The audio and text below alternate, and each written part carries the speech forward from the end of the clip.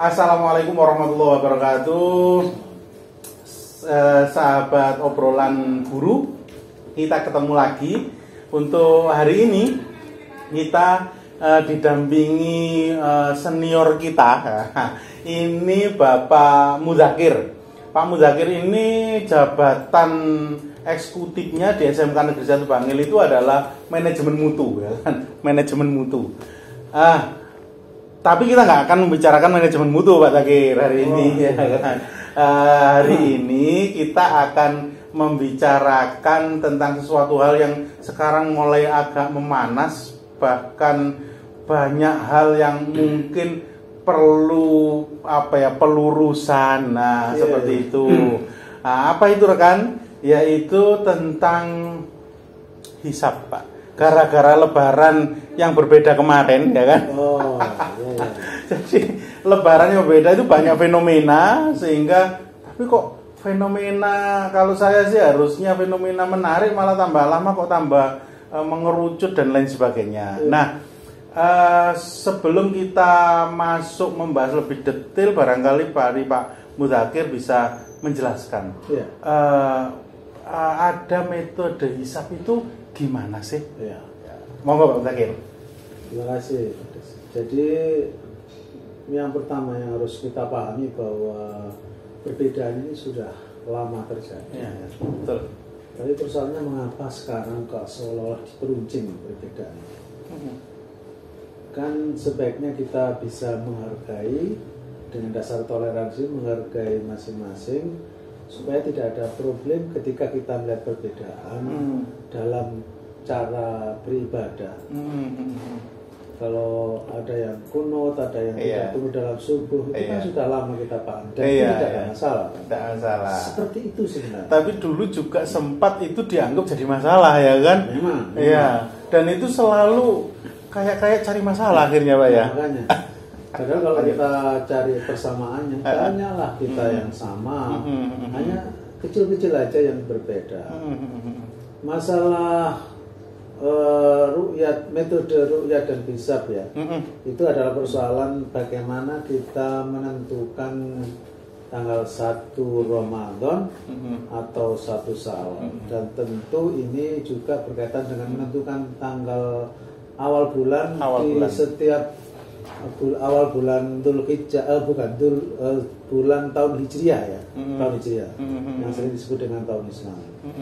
Memang, dan sebenarnya itu memang untuk menentukan awal bulan ya, Pak, ya. Maksudnya tidak mesti kan kebetulan lebaran itu memang di awal bulan, ya kan. Jadi menentukan awal bulan Ramadan pun ya seperti itu. Jadi, atau bulan-bulan misalnya tahun baru Islam. Ya seperti itu sebenarnya ya. Oke, lanjut, Pak. Betul. Jadi memang landasan dalilnya itu ya podo, sama lah.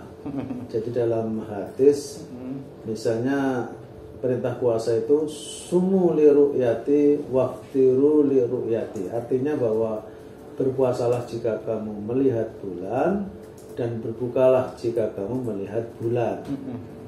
Berpuasalah jika melihat bulan, artinya bulan tanggal 1 Ramadan, dan berbukalah atau berhari rayalah ketika melihat tanggal 1 Syawal. Jadi memang di sini kata yang muncul itu memang li ru'yati, ru'yat itu artinya melihat. Nah, persoalannya adalah bahwa hadis ini dari kelompok tertentu ditafsirkan bahwa kalau menentukan tanggal 1 ya harus melihat dengan mata kepala gitu. Nah, di kelompok yang lain, dalam hal ini misalnya di organisasi Muhammadiyah, itu menggunakan tafsir bahwa melihat dengan ilmu. Gitu. Melihat dengan ilmu itu artinya dengan ilmu hisab. Dan begitu, ilmu perhitungan. Landasannya adalah bahwa di dalam Al-Quran itu banyak ayat-ayat Al-Quran yang mendorong agar kita itu menggunakan perhitungan bagaimana peredaran bulan dan matahari untuk memperhitungkan tahun dan bulan. Kan begitu masalahnya. Seperti halnya ketika menentukan jadwal sholat. Dulu dan zaman Rasul itu memang harus melihat, Ya. dalam arti melihat waktu bayang-bayang subuh, gitu ya. zuhur itu harus di antara bayang-bayang dengan itu hampir apa istilahnya ya, menggunakan bayang-bayang Ya. batang sesuatu batang misalnya untuk pas waktu duha itu harus setombak misalnya Ya. gitu ya. Kalau Ya, betul, besar betul, itu betul. bayang-bayang sudah lebih sedikit dari bendanya. Oke. Itu harus ru'yat memang. Tapi toh pada akhirnya sekarang itu kita sudah menggunakan hisab. Karena untuk melihat jadwal sholat pun sudah tidak lagi melihat bagaimana bayang-bayang. Kalau maghrib harus melihat apakah rona merah masih ada atau tidak. Kalau rona merah di ufuk mana ya, ufuk timur atau ufuk barat, itu sudah hilang, itu berarti harus sudah isya kan gitu. Ya. Tapi sekarang kan ya sudah nggak lihat seperti itu kan. Jadi kemudian itu sudah bisa dipakai sama-sama. Atau hisab dalam hal jadwal sholat itu sudah bisa diterima oleh semua pihak. Ini mengapa ini? Masalah awal Ramadan dan awal bahkan di masjid itu kalau masalah waktu itu kan sudah ada standarnya ya kan, sudah ada jadwal sholat, itu hisab itu lah ya. Iya. Tapi mengapa sekarang ini di tanggal 1 Ramadan dan penentuan tanggal 1 Syawal itu kok istilahnya dipersoalkan masalah ru'yat dan hisab gitu loh. Ini yang menjadi yang perlu kita pahami bahwa kedua-duanya itu secara hukum sah untuk dilakukan. Baik secara ru'yat dalam arti melihat dengan mata kepala maupun melihat dalam arti melihat dengan ilmu hisab. Saya harus bisa diterima oleh kelompok siapapun bahwa itu ada menggunakan dalil-dalilnya sendiri. Bahkan kalau saya membaca berita itu Pak itu Indonesia ini sempat ada 4 hari raya. Ada hari raya yang mulai sebelum saya lupa namanya, yang mendahului itu loh Pak, yang Kemis yang pokoknya itulah. Saya lupa. Ada yang Kemis, ada yang Jumat, ada yang Sabtu, bahkan yang Aboge itu hari Minggu. Betul. Jadi memang Indonesia itu beragam ya kan? Beragam. Jadi Islam yang ke Indonesia ini juga menjadi Islam yang sangat beragam gitu. Jadi persoalannya adalah bagaimana kita bisa menerima keberagaman. Karena tapi ini gara-gara beragam itu potensi terpecah belah itu ada Pak. Betul. Nah sekarang Pak Mut kira-kira apa yang bisa ngerem lah istilahnya kalau himbauan dari Pak Mudzakhir, kita memang kan beragam sudahlah pasti, dan itu dipaksa apapun ya yang namanya yang Toreko Asandili atau apa itu namanya itu biasanya memang mesti mendahului. Terus yang Aboge ini ya itu mesti ngareni kan kayak gitu kan ya.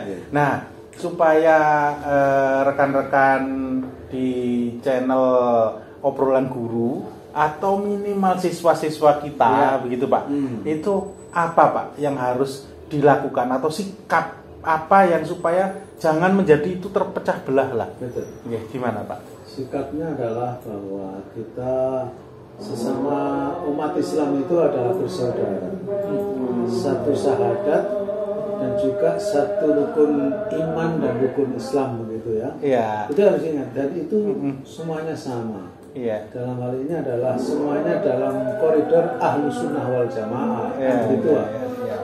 Perbedaan itu hanya kecil-kecil saja, termasuk perbedaan dalam hal furu'iyah atau hal-hal yang cabang, bukan hal yang dasar. Oleh karena itu kita harus bisa menghormati perbedaan-perbedaan kecil itu dan menghormati dalam arti bahwa biarkanlah teman-teman yang punya paham yang berbeda melaksanakan apa yang ia yakini. Betul.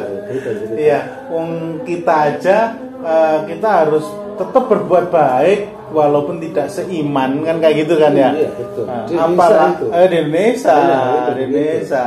Iya. Makanya apalagi kok sesama agama, sesama muslim misalnya gitu ya. Itu rekan, jadi maksudnya kita tadi sudah membahas tentang apa itu hisab. Iya. Dan fenomena ini sudah dari dulu ada. Betul. Dan mohonlah kita sekarang dengan kacamata kebersamaan, jangan membuat ini alasan yang menjadi pecah belah. Betul.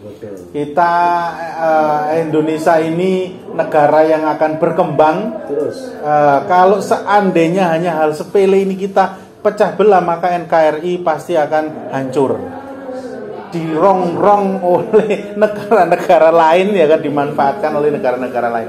Itu kira-kira Pak Mudakir, terima kasih tentang pencerahannya hari ini. Rekan obrolan guru saya cukupkan. Terima kasih atas perhatiannya. Mohon maaf. Wassalamualaikum warahmatullahi wabarakatuh. Waalaikumsalam. Makasih Pak Mudakir.